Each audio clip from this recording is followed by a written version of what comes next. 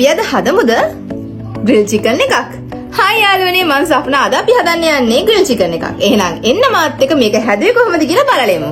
ඉතින් යාළුවනේ මුලින්ම චිකන් එක හොඳට හොදලා කරලා අරගෙන මම ඒක හොඳට තම්බගත්තා ලුණු ටිකකුයි කහල් කුඩු ටිකකුයි දාලා තියෙන වතුරෙන්. හයි කියලා කිව්වොත් ළමයිත් එක්ක කන හින්දා මම පොඩ්ඩක් බයයි තම්බපු නැති චිකන් කන්න. ඉතින් හොඳට තම්බලා ගත්තා. ඊට පස්සේ බ්ලෙන්ඩරේ අරගෙන ඒකට සුදු ලුණු, අමු ඉඟුරු, ලුණු ගෙඩියක්, ගම්මිරිස්, කහ ලුණු කුඩු ටිකක්, මිරිස් කුඩු, සොයා සෝස් ඔක්කොම දාලා හොඳට බ්ලෙන්ඩ් කරලා ගත්තා. හොඳට බ්ලෙන්ඩ් කරලා ගත්තාන් පස්සේ ඒකේ පේස්ට් එක තියාගත්ත පැත්තකින් ඊට පස්සේ අර චිකන් එක ගොඩාක් තැම්බෙන්න ඕනේ නැහැ. සාමාන්‍ය තැම්බුනම හොඳටම ඇති. ඊට පස්සේ තියෙන්නේ චිකන් එකට ගහන්න මේ ටික.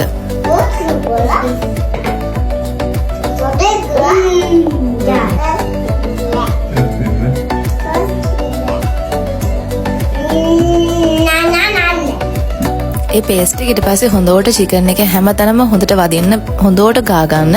ඇතුළට එළියට කකුල් වලට ඔක්කොටම ගාලා ඒක අපිට තියෙන්නේ ග්‍රිල් කරන්න දාන්න. ග්‍රිල් කරන්න දාලා විනාඩි 45ක් හරියටම සෙල්සියස් අංශක 230කට දාන්නයි ඕනේ.